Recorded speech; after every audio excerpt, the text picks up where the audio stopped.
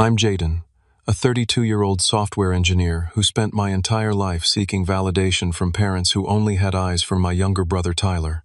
When I finally shared my big promotion on Instagram, my mom publicly commented, "Stop bragging, nobody cares. Your brother will always be our pride." The humiliation stung worse than all the forgotten birthdays and missed graduations combined.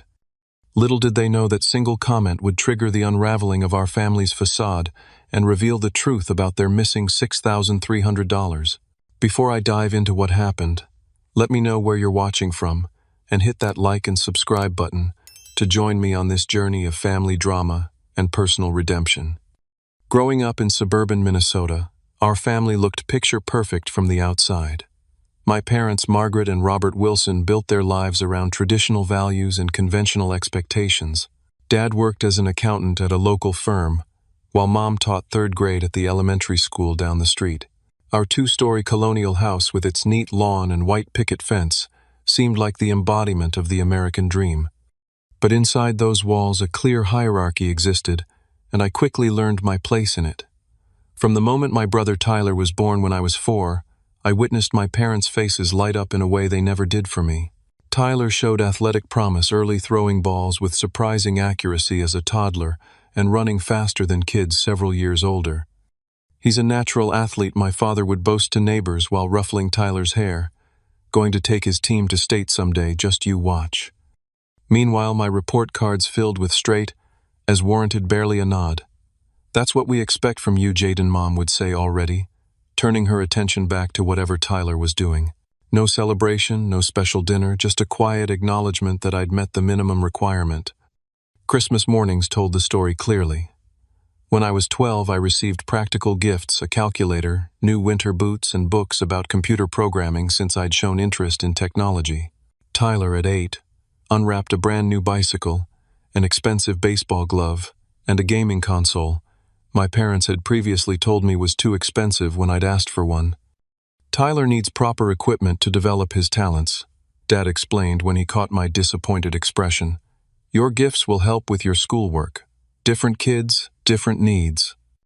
By the time I reached high school, the pattern was firmly established.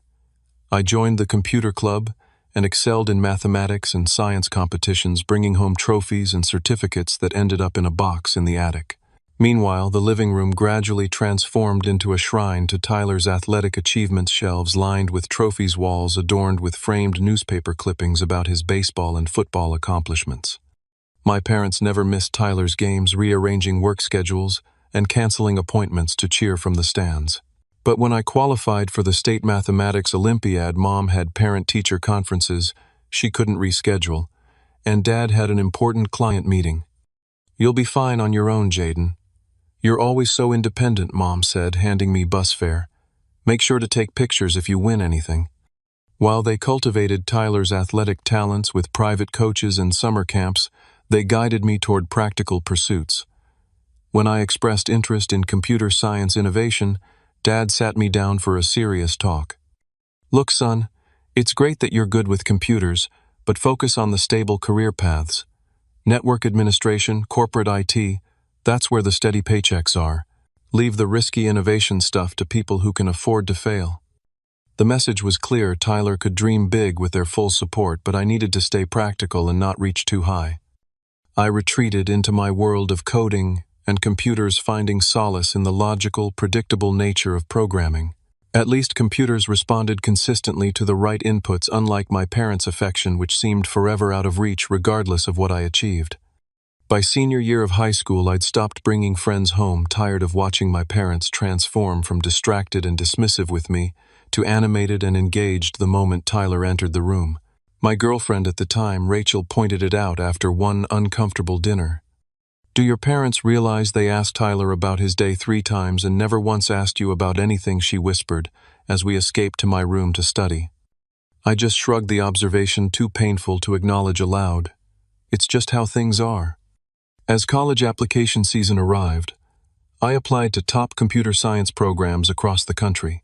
When my acceptance letter from Stanford arrived with a substantial merit scholarship, I expected finally to see pride in my parents' eyes. "Stanford's expensive, even with that scholarship," Dad commented, frowning at the letter. Have you considered State University? Your brother's likely heading there on a baseball scholarship in a few years. You could be there together and we could save on housing. That night I made a decision that would alter the course of my life. I would go as far away as possible, build my own success, and one day make them regret every dismissive comment and missed milestone. Not out of revenge, but to finally prove my worth. What I didn't realize then was that the validation I sought would never come from the sources I expected. The journey ahead would teach me painful lessons about family dynamics, self-worth, and what truly constitutes success. Stanford's campus felt like breathing fresh air after years of suffocation. Here, nobody knew me as Tyler's brother or had preconceived notions about my place in the family hierarchy. For the first time, I existed completely as myself, defined by my own merits and choices. Orientation week introduced me to Brian and Alicia, fellow computer science students, who quickly became my closest friends.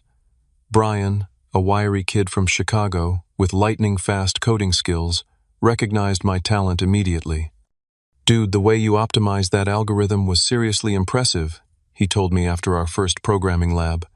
"You've got a real intuition for this stuff." Simple words, but they landed like rainfall on parched soil. Someone had noticed my abilities without qualification or comparison. Academically, I thrived. My professors praised my problem-solving approach and creative thinking. Professor Richardson, a pioneer in artificial intelligence, even invited me to assist with his research during sophomore year, an honor typically reserved for graduate students. "You have a unique perspective, Jaden," he told me. "You see connections others miss." I called home monthly, sharing news about classes and research opportunities. Mom would listen briefly before steering the conversation to updates about Tyler's latest tournament victory or scholarship offer. "That's nice about your research thing, honey. Did I tell you Tyler pitched a no-hitter last weekend? The college scouts were so impressed. Your father recorded it. We'll have to show you at Thanksgiving." Thanksgiving break my sophomore year proved particularly illuminating. I'd been selected for a prestigious internship at a major tech company for the following summer, an opportunity that could set the trajectory of my entire career. At dinner, I waited for a lull in the conversation about Tyler's sporting achievements to share my news. "That's a good opportunity," Dad said with a nod. "Internships look good on resumes."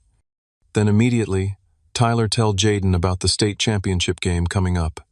Tyler, to his credit, looked uncomfortable with the abrupt subject change. Later that night, he knocked on my bedroom door. "Congrats on that internship, bro. Sounds really impressive." I studied my brother's face, searching for sarcasm or mockery, but found only sincerity. "Thanks, Tyler. That actually means a lot." He hesitated in the doorway. "I know Mom and Dad are intense about my sports stuff. Sometimes I wish they'd chill about it, you know. It's a lot of pressure." That brief exchange planted a seed of realization. Tyler wasn't my enemy. He was in his own way trapped in our parents' expectations, just as I was, just on the more favorable side of them. Graduation came faster than expected. I completed my degree with highest honors, landed a job at Meridian Tech in San Francisco, and prepared to start my adult life. When the ceremony date approached, I sent my parents the information months in advance. "We're so proud of you, honey," Mom said over the phone, "but Tyler has regional finals that weekend. You understand how important this is for his future. We'll make it up to you when you come home after." I attended my graduation ceremony alone, watching other families celebrating together across the stadium. As I accepted my diploma, I scanned the crowd briefly, still harboring a childish hope that they might have surprised me by showing up. The empty seats where they should have been taught me the final lesson of my education. I needed to build a life where my happiness didn't depend on their approval. My first apartment in San Francisco was small, but entirely mine. My starting position at Meridian Tech placed me on a team developing business software solutions, not the cutting-edge work I'd dreamed of, but a solid beginning. I threw myself into every project, staying late and volunteering for the challenging assignments others avoided. Daniel, my team leader, noticed. "You've got a fire under you that most new grads don't have, Wilson. Keep this up and you won't be in an entry-level position for long." He was right. Within 18 months, I received my first promotion to senior developer along with a substantial salary increase. I called my parents with the news. "That's nice, honey," Mom said. "Did you hear Tyler signed with the state college team? Full athletic scholarship. We're having a celebration barbecue this weekend. You should come home for it, if you can get time off." I made the excuse of a critical project deadline and stayed in San Francisco. Over the next 3 years, I established myself as a valuable asset at Meridian. I created innovative solutions for clients, earned excellent performance reviews, and built a reputation as someone who could solve the problems others couldn't. Meanwhile, Tyler entered college on his baseball scholarship with my parents attending every home game. During one of my rare visits home, Mom proudly showed me the new addition they'd built onto the house, a special display room for Tyler's growing collection of trophies and memorabilia. "Isn't it wonderful your father designed it himself? We wanted Tyler to know how proud we are of everything he's accomplished." I stared at the shrine to my brother's achievements, thinking of my own awards and recognition certificates still stored in unmarked boxes in the attic. The contrast couldn't have been clearer if they'd painted it on the wall. That night, my father approached me as I sat alone on the back porch.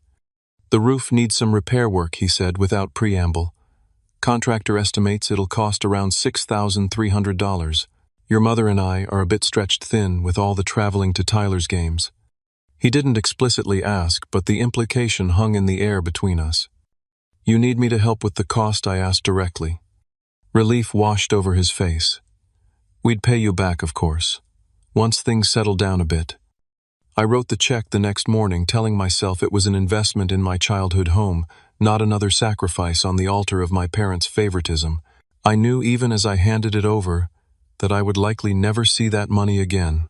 What I couldn't have known was how that $6,300 would later become the breaking point in our family's carefully maintained facade.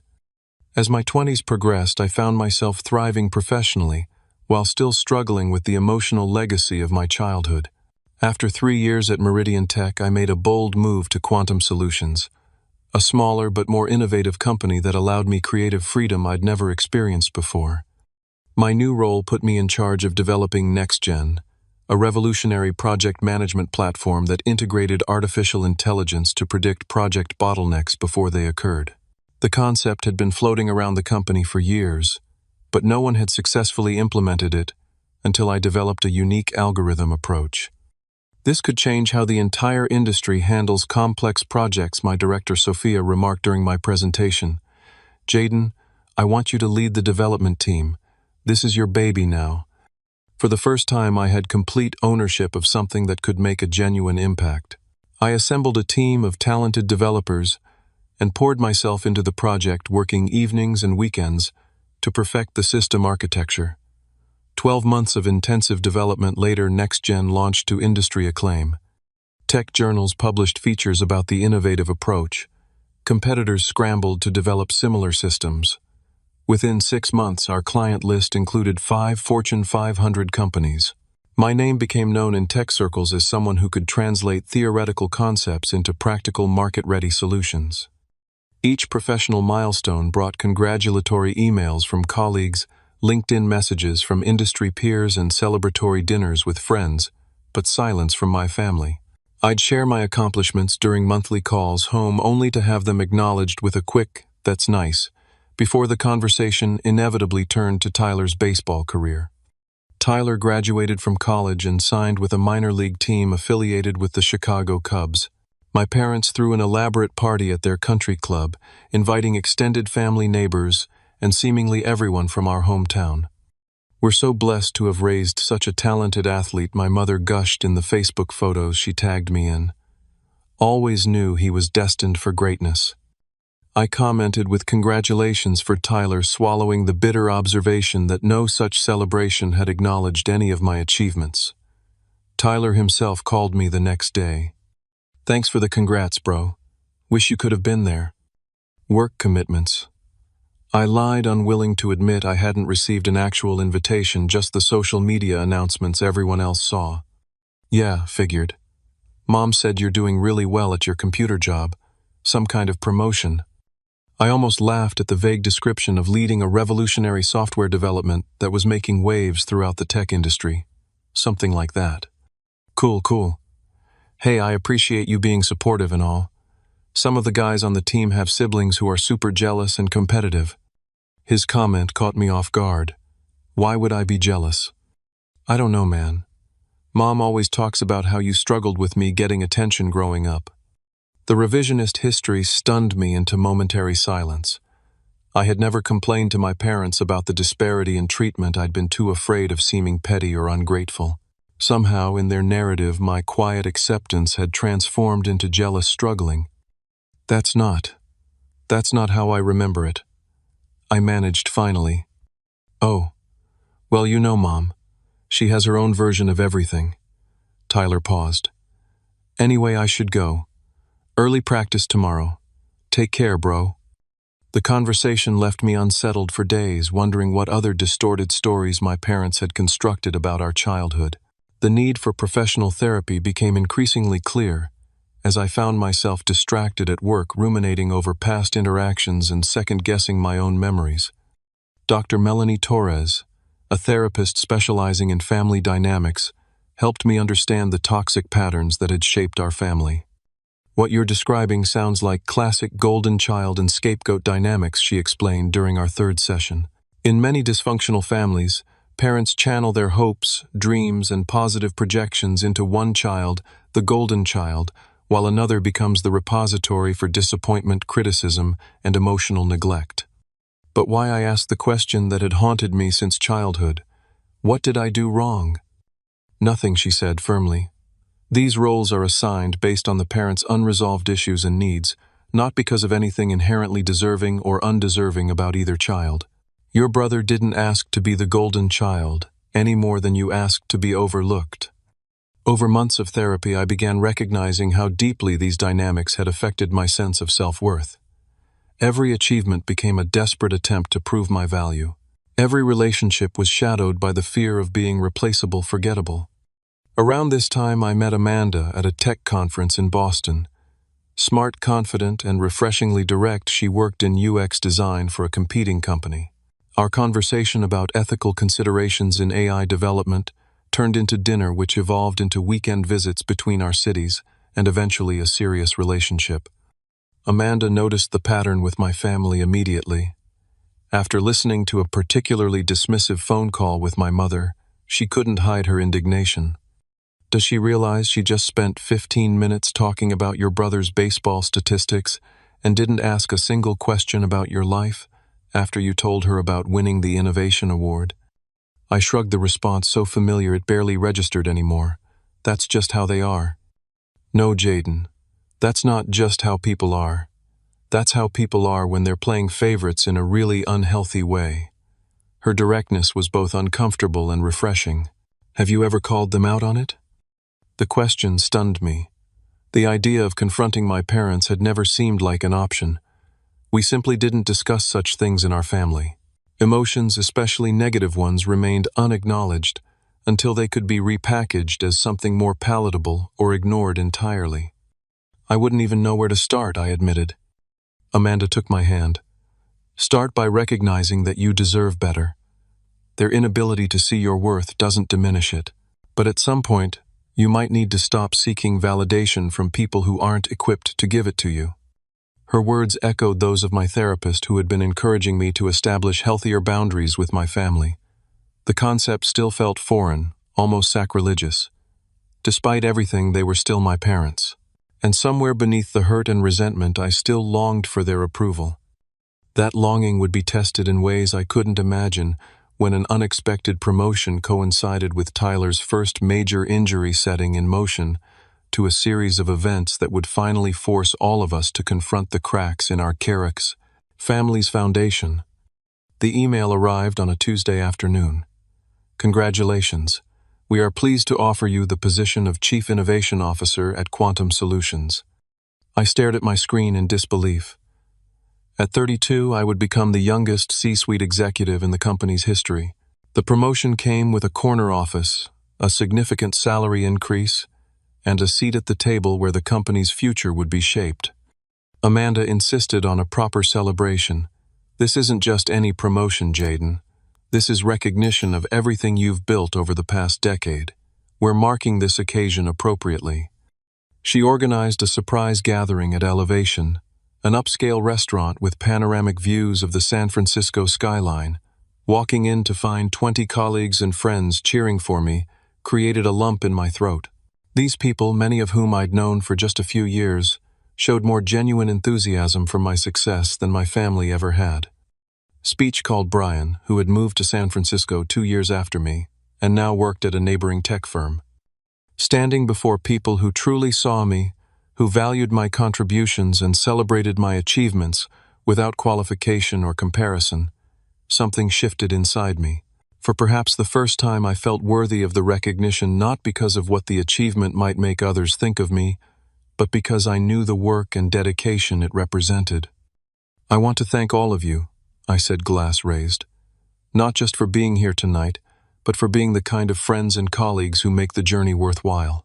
Success means more when you have people to share it with who genuinely care." Later that night, riding high on validation and expensive champagne, I did something unprecedented. I posted about my achievement on Instagram.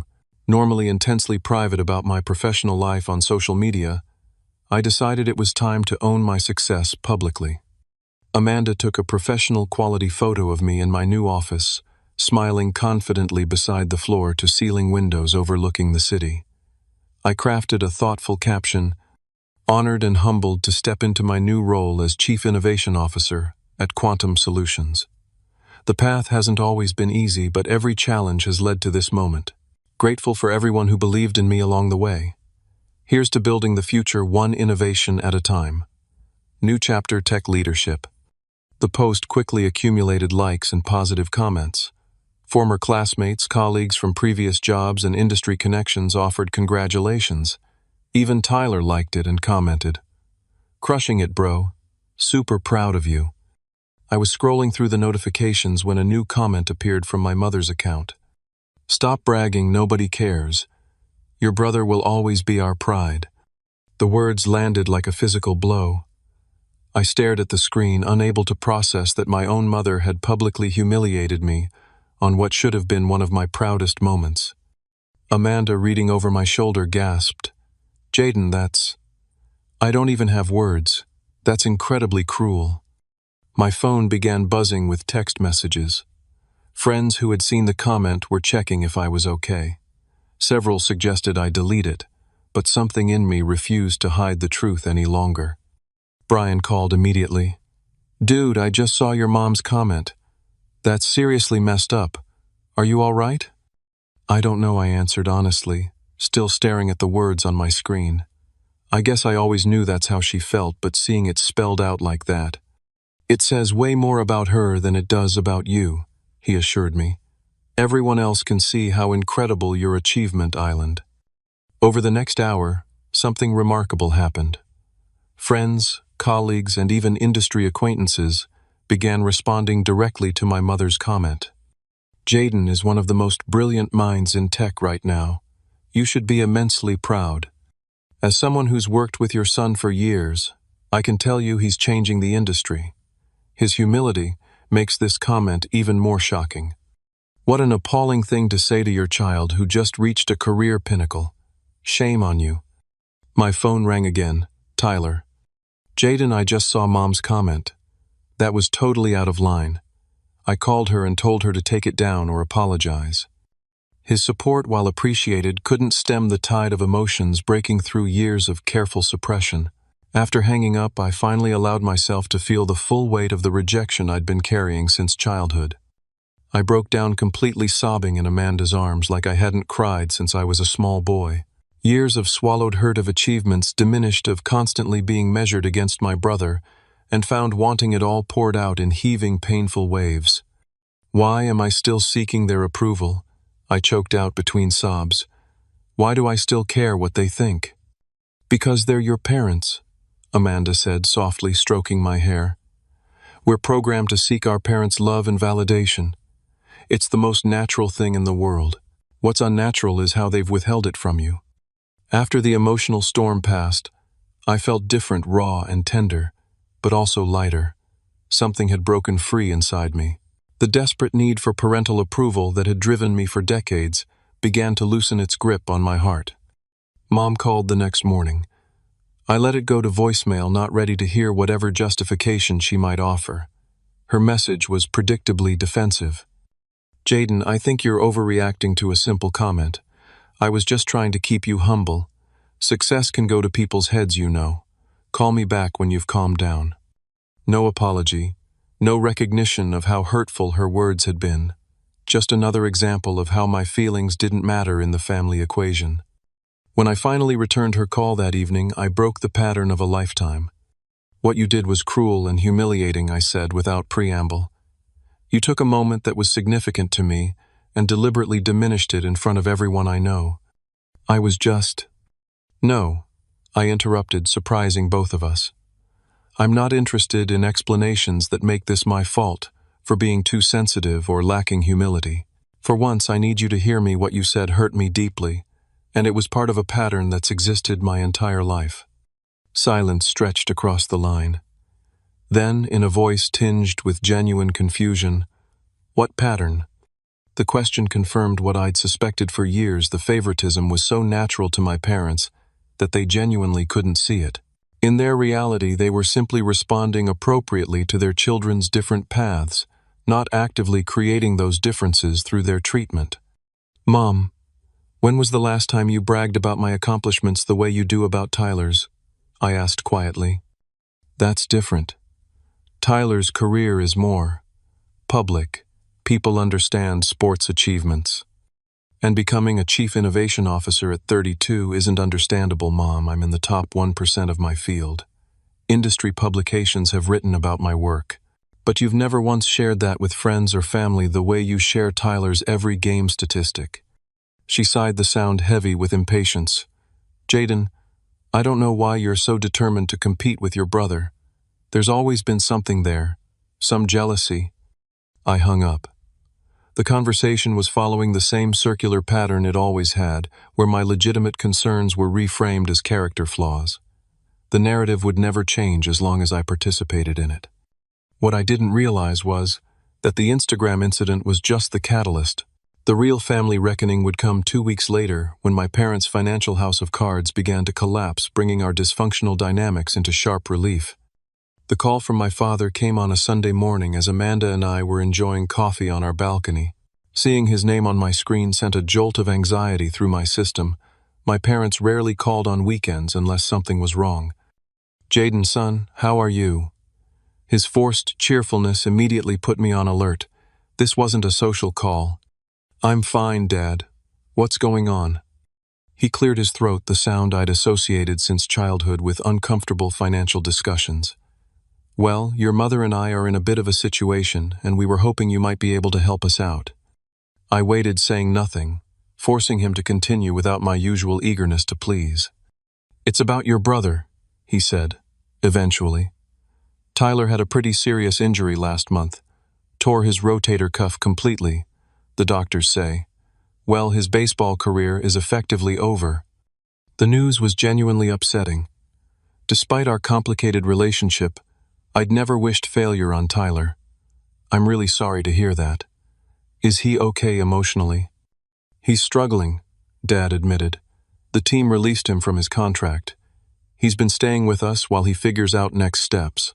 The problem is there were significant medical expenses that his sports insurance didn't cover, and the rehabilitation program that might get him back to playing form is expensive." The familiar sinking feeling returned.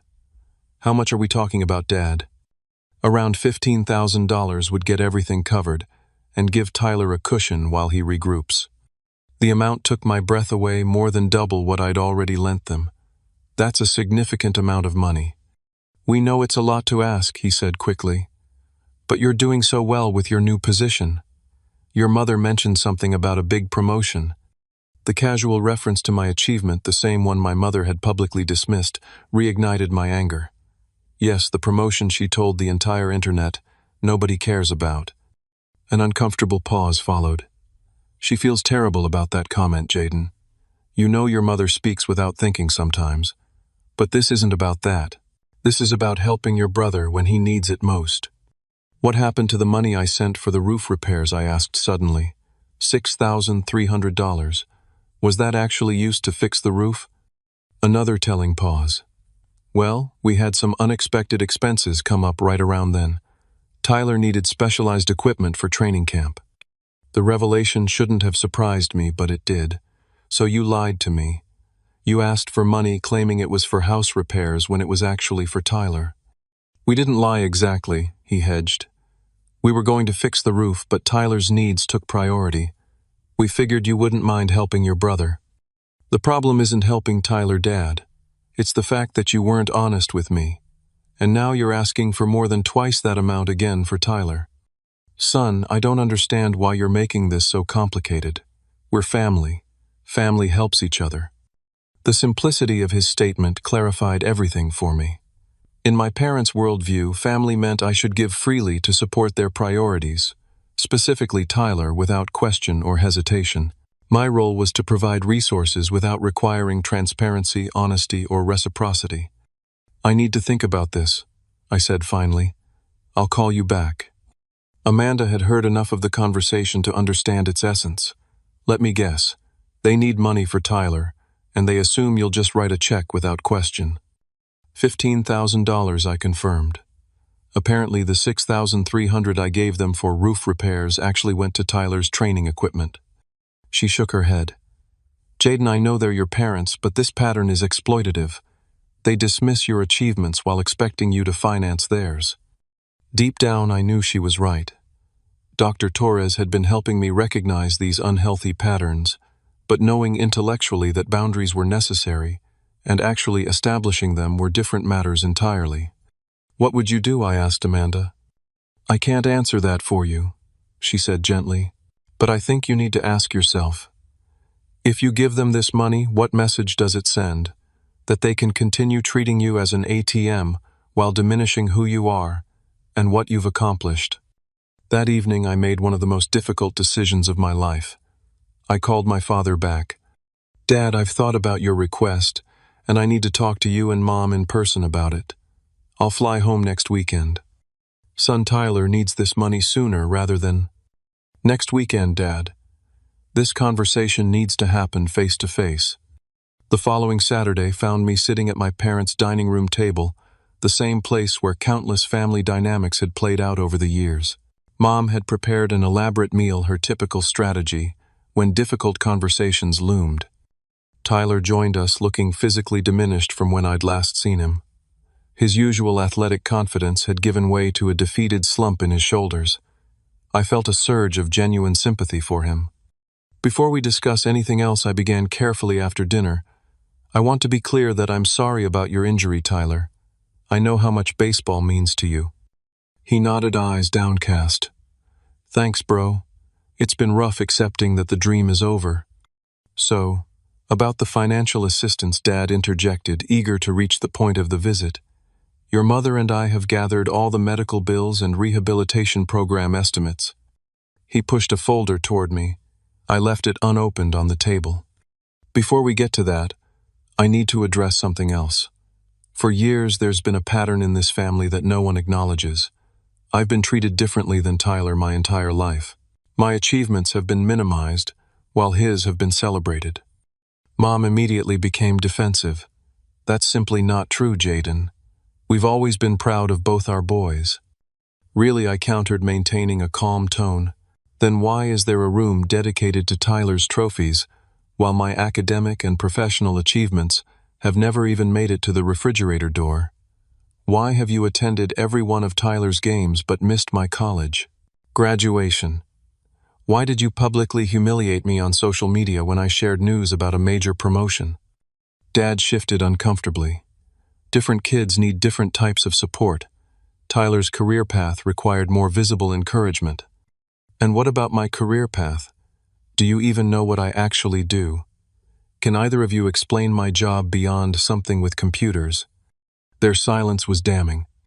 I'm not refusing to help because I don't care about Tyler, I continued. I'm setting a boundary because our family dynamic is unhealthy, and continuing to participate in it without acknowledgement or change hurts all of us. This is ridiculous, Mom snapped, her patience evaporating. We drive all the way to Tyler's games to support him because that's what parents do. You never needed that kind of support. You were always independent. I wasn't independent by choice. I replied, feeling years of suppressed emotion rising to the surface. I became independent because I learned early that depending on you for emotional support was futile. And now you're asking me for financial support without acknowledging any of this history. The conversation devolved from there, with my parents alternating between denial, minimization, and outright anger at my selfishness and jealousy. I maintained my position calmly but firmly, even as my mother's accusations grew more personal. "You've always been difficult, Jaden. Even as a child, you were so sensitive, always needing attention. We raised you to be stronger than this." As the tension escalated, Tyler suddenly slammed his hand on the table, silencing everyone. "Stop it," he said, his voice shaking. "Just stop it, Mom. Everything Jaden's saying is true, and you know it."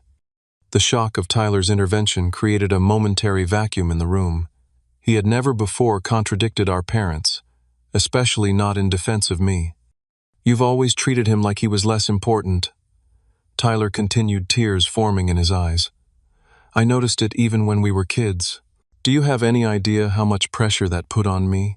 To be the special one, to justify all that attention and investment." Mom stared at him, genuinely speechless, for perhaps the first time in her life. "And now you're asking him for money again, while still treating him like his accomplishments don't matter." Tyler turned to me. "I had no idea they took that money for my training equipment, Jaden. They told me they'd saved up for it."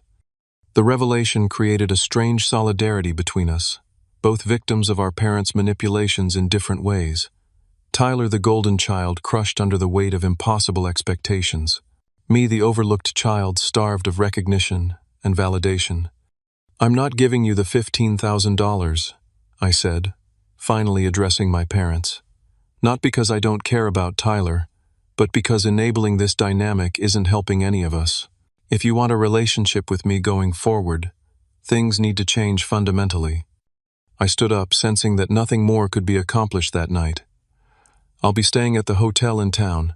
Tyler, if you want to talk more, you have my number." As I walked out, I heard my mother's shocked voice behind me. "You're choosing to abandon your family when we need you most, after everything we've done for you." I paused at the door, turned back, and delivered the truest words I'd ever spoken to them. "I'm not abandoning my family. I'm inviting you to finally include me in it as an equal member, not a resource to be tapped when convenient." The drive to the hotel was surreal, adrenaline coursing through my system. I had finally said aloud the things I'd silenced for decades. Whether it would change anything remained to be seen, but for the first time I had honored my own truth regardless of their reaction to it. The fallout from my confrontation with my parents was swift and predictable. By the next morning, my phone buzzed with a barrage of text messages from extended family members. "Your mother is devastated. How could you refuse to help your brother in his time of need? Family supports family. Period. Your father says you've changed since moving to California. Tyler's entire future is at stake. Whatever childhood jealousy you're holding on to needs to be put aside now." It was clear my parents had immediately begun damage control, spinning a narrative where I was the villain who abandoned family obligations because of petty resentment. The fact that none of these relatives had ever acknowledged my career achievements or life milestones only reinforced the family dynamics I'd named. I drafted a simple response to send to each of them. "I appreciate your concern, but you've heard only one perspective on a complex situation. I love my family and want healthy relationships with all of them." Tyler called around noon. "Can we meet somewhere? Just the two of us." We arranged to meet at a small coffee shop downtown, away from our parents' influence. When he arrived, he looked like he hadn't slept. "Mom and Dad have been on the phone all morning," he said, dropping heavily into the chair across from me. "The way they're talking, you'd think you committed some kind of criminal act." "Are you surprised?" I asked. He shook his head. "Not really. Not anymore." He wrapped his hands around his coffee cup. "I need to apologize to you, Jaden. Not just for this mess now, but for all of it. For never speaking up when I saw how differently they treated you. For accepting all the advantages without questioning why you didn't get the same." His sincerity caught me off guard. Throughout our childhood, Tyler had seemed oblivious to the disparity in our treatment, or at least unbothered by it. Now I wondered how much of that perception had been my own projection. You were just a kid too, I reminded him. It wasn't your responsibility to fix our parents' behavior. Maybe not then, but I'm 38 now. I've had plenty of time to notice and say something. He looked directly at me. The truth is, it was easier not to. As long as I stayed in my role as the golden child athlete, everything was simple. Everyone knew what to expect from me. His admission revealed a perspective I'd never considered: how the dynamic that had hurt me had also trapped him. What they did with that money you sent, he continued, shaking his head. That was wrong on every level. Using me as the excuse without telling either of us the truth. Did they tell you what the money was really for? Tyler nodded. After you left last night, Dad admitted everything. Said they didn't think you'd mind once you knew it was for my training equipment. He looked disgusted. As if that makes stealing from one child to give to another okay. What are you going to do now? I asked, genuinely curious about his plans post-baseball. He shrugged. Honestly, I have no idea. Baseball was the only future they ever encouraged me to imagine. I never developed any other skills or interests, because everything was always about the next game, the next tournament, the next level. His expression turned thoughtful. I actually always thought your computer stuff seemed interesting, but Dad shut me down when I mentioned taking some tech classes in college. Really, I had no idea. Yeah, they had very fixed ideas about who we were supposed to be. You were the smart one who should be practical and stable. I was the athlete who would bring glory to the family name. He gave a bitter laugh. Now I'm 38 with a busted shoulder, no career, and no backup plan. An idea began forming in my mind, tentative at first, then gaining clarity. What if you came to stay with me in San Francisco for a while? Get some distance from Mom and Dad, figure out what you actually want. The surprise on his face was almost comical. You'd do that after everything. You're not responsible for our parents' behavior, Tyler, and maybe it's time we built our own relationship outside of their influence.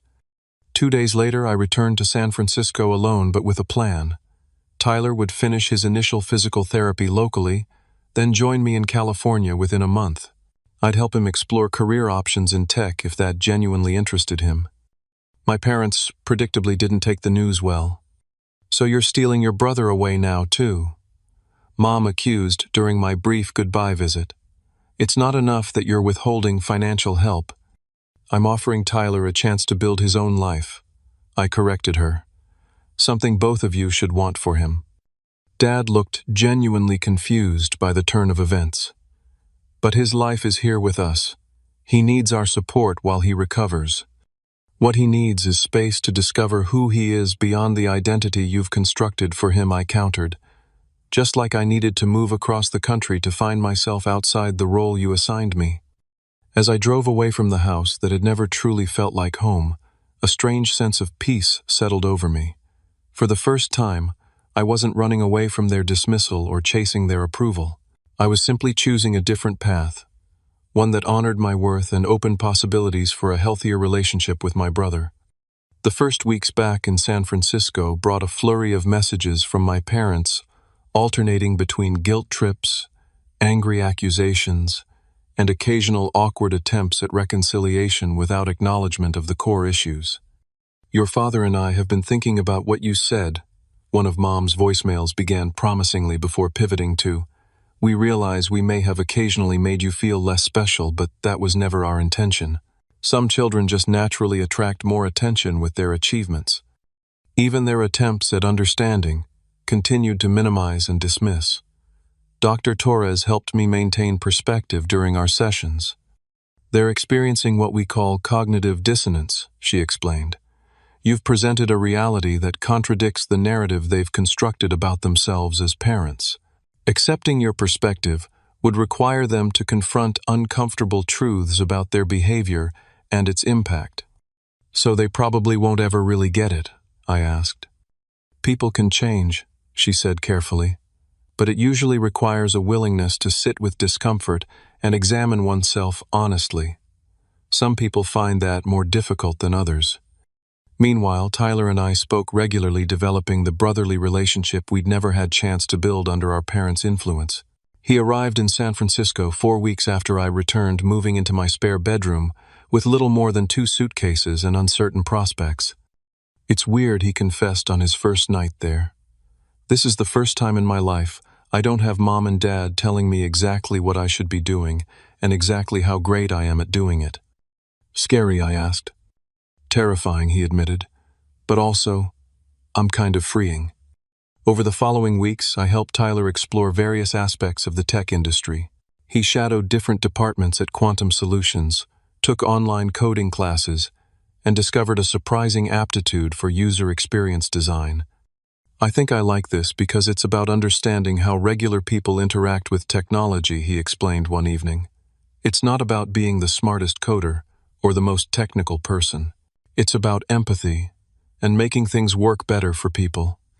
Watching my brother discover genuine passion and aptitude away from the pressure of our parents' expectations became one of the most rewarding experiences of my life.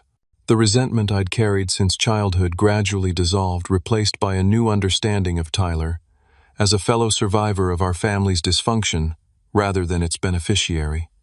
Meanwhile, my parents continued their campaign to reclaim control of the narrative. Extended family gatherings became forums for them to paint themselves as victims of ungrateful children. My Aunt Susan called to check in after Thanksgiving. "Your parents seem devastated, Jaden. They say they haven't heard from either of you boys in weeks." "That's interesting," I replied calmly, "considering I've called them every Sunday, and Tyler speaks to them every Wednesday." "Oh." Her surprise was evident. "They mentioned something about you turning Tyler against them." "Tyler is 38 years old, Aunt Susan. He's making his own decisions about his life and his relationship with Mom and Dad." The conversation illustrated how committed my parents were to maintaining their version of reality, even when it required outright fabrication. But for the first time, I felt secure enough in my own truth not to be shaken by their manipulations. As Christmas approached, Tyler and I discussed whether to visit Minnesota for the holidays. "I'm not ready," he admitted. "Every time I talk to them on the phone, they're still pushing me to move back home and still talking about baseball rehabilitation options. I've already told them I'm not interested in pursuing." "We could invite them here," I suggested, surprising myself with the offer. Tyler looked skeptical. "Do you really want that?" "Not particularly," I said honestly, "but continuing to avoid them entirely feels like running away. Maybe it's time to see if they're capable of meeting us on new terms." The invitation was extended. Their response was telling they couldn't possibly travel during the holidays because everyone expects us to host the family Christmas as always. The subtext was clear. Their established roles and traditions took priority over rebuilding relationships with their sons. Instead, Tyler and I created our own holiday tradition. We invited friends for Christmas dinner, volunteered at a local shelter on Christmas Eve, and spent quality time simply enjoying each other's company without the weight of family expectations. As the new year began, I realized something fundamental had shifted within me. The ache for parental validation, the driving force behind so many of my life choices, had diminished to a dull background awareness rather than an acute pain. In its place grew something more valuable: self-validation and authentic connection with people who saw and appreciated me for exactly who I was. 6 months after the confrontation at my parents' dining room table, spring arrived in San Francisco, bringing with it a sense of renewal that mirrored my internal journey. The city bloomed with colorful flowers and fresh possibilities, and for the first time in my adult life, I felt fully present in my own story, rather than constantly seeking external validation. My professional success continued to flourish at Quantum Solutions. The next-gen platform had revolutionized project management across multiple industries, and I was invited to deliver keynote speeches at major tech conferences. But the difference now was that I no longer measured my worth by these achievements. They were satisfying accomplishments, not desperate attempts to prove my value. Therapy with Dr. Torres continued to provide valuable insights. "The goal isn't to stop caring what your parents think entirely," she explained during one session. "That's nearly impossible for most people. The goal is to develop a strong enough sense of self that their opinions no longer define you." I was beginning to understand that distinction. The little boy who craved his parents' approval would always exist somewhere inside me, but he no longer drove my decisions or dominated my emotional landscape. Tyler had settled remarkably well into his new life in San Francisco. He completed a 12-week intensive UX design boot camp and landed an entry-level position at a growing startup. Despite starting over in his late 30s, he approached his new career with enthusiasm and humility. "I keep waiting for the identity crisis to hit," he confessed over dinner one night. 38 years of being Tyler the baseball player, and now I'm just not that anymore." "How does that feel?" I asked. He considered the question seriously. "Weirdly, okay, like I'm more than that one thing I was good at. There's a freedom in not having my entire identity wrapped up in something so fragile. One shoulder injury and poof, career over. But this," he gestured to the UX wireframes he'd been working on, "this I can do until I'm 80 if I want to." Watching Tyler discover who he was outside our parents' expectations helped me recognize how much of my own identity had been shaped in reaction to their dismissal. The drive to achieve, to prove myself worthy, it had fueled my success, but at a cost to my sense of intrinsic value. Amanda had become an essential part of my healing journey. Her unwavering support and clear-eyed perspective helped me navigate the complex emotions that arose as I established new boundaries with my family. "Have you thought more about your mom's latest email?" she asked one evening as we walked along the waterfront. My mother had sent a message that seemed on the surface more reflective than her previous communications. "I've been thinking about some of the things you said during your visit. Maybe there's some truth to how differently we treated you and Tyler growing up. I just want my family back together." "It's progress, I guess," I replied, watching sailboats drift across the bay. "She's acknowledging some truth to what I've been saying for months. But there's still no real apology, no specific recognition of how their behavior affected me." Amanda squeezed my hand. "You don't have to decide right now how much relationship you want with them going forward. It's okay to take time and see if this represents genuine change or just another attempt to regain control." Her wisdom reminded me of something Dr. Torres had emphasized repeatedly. Healing wasn't linear, and neither was the process of rebuilding damaged relationships. Some days I felt compassion for my parents, recognizing that they had likely repeated patterns from their own upbringings. Other days the hurt felt fresh and raw, their dismissal of my achievements and person still capable of cutting deep. The most surprising development came from an unexpected source.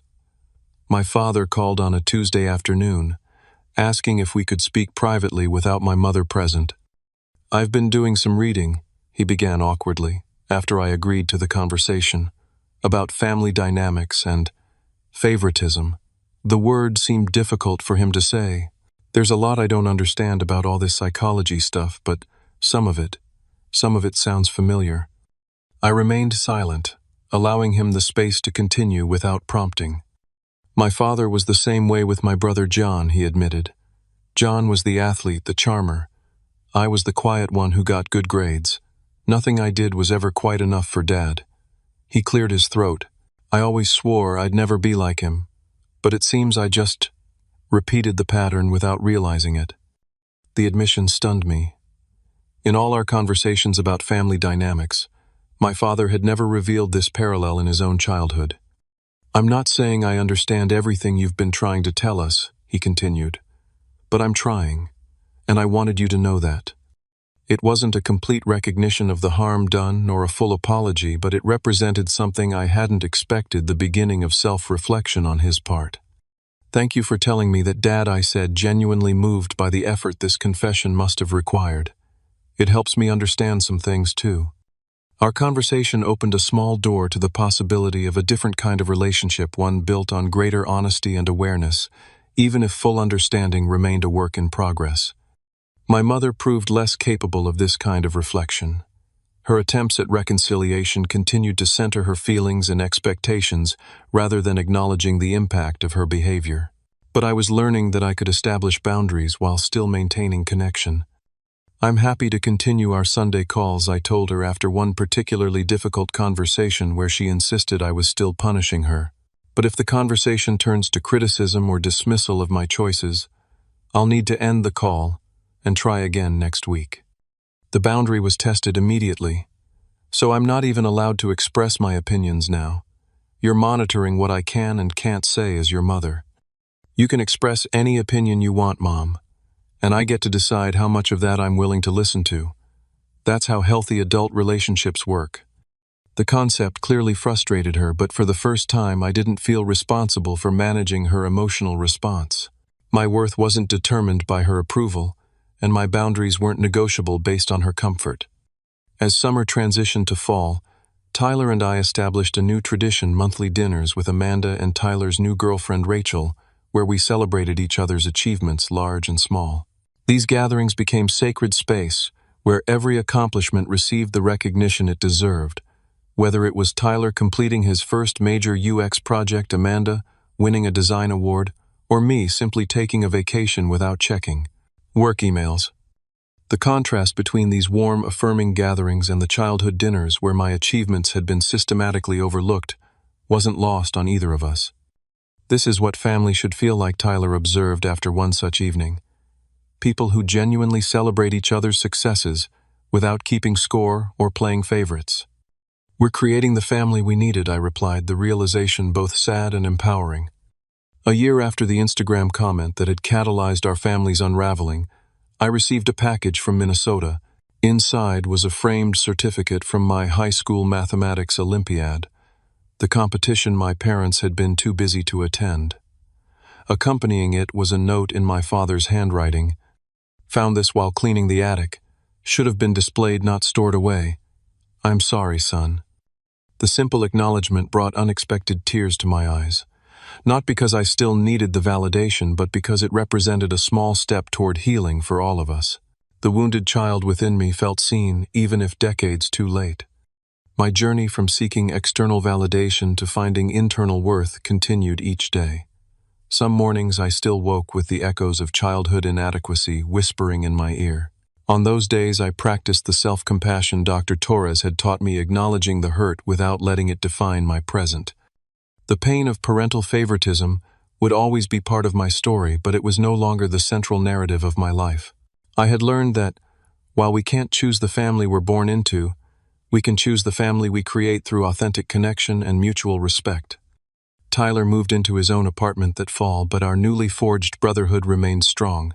We spoke almost daily, supporting each other through the continuing complexities of our relationship with our parents and celebrating our individual journeys of self-discovery.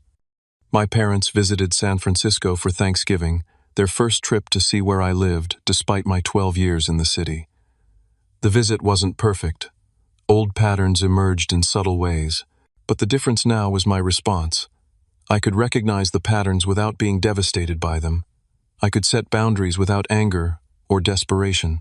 I could love my parents without needing them to be different than they were capable of being. As I reflect on the journey from that humiliating Instagram comment to the life I've built today, I'm reminded that true healing doesn't come from receiving the apologies we deserve or the validation we crave. It comes from recognizing our inherent worth, apart from others' ability to acknowledge it. The $6,300 my parents redirected to Tyler's training equipment without my knowledge became a strange gift in the end, the catalyst for confronting decades of unhealthy patterns and beginning the hard work of creating something healthier for the future. If you're watching this and recognizing similar patterns in your own family, know that your achievements matter, your feelings matter. Your worth isn't determined by anyone else's ability to recognize it. Building a life that honors your authentic self is the most powerful response to those who failed to see your value. The journey isn't easy, and it isn't linear. There are days I still struggle, but on this side of healing, I can truthfully say the freedom of self-validation is worth every difficult conversation, every painful realization, and every courageous boundary. Have you experienced similar family dynamics in your life? How did you handle them? Let me know in the comments below. And if this story resonated with you, please like, subscribe, and share with someone who might need to hear that their worth isn't defined by others' recognition. Thank you for joining me on this journey. And remember, the most important validation is the kind you give yourself. Until next time, take care of yourself. You deserve it more than you know.